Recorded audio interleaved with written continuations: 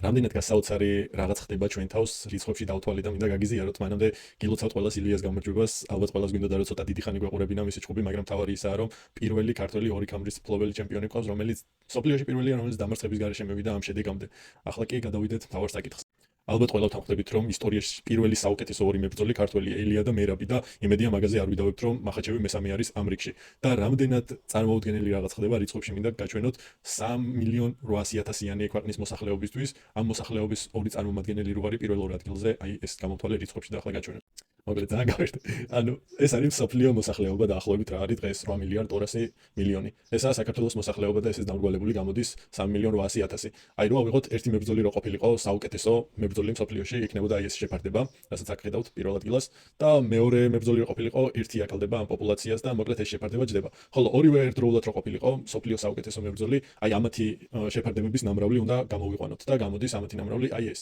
და ხოლო ახლა რო გავიგოთ რა არის პროცენტი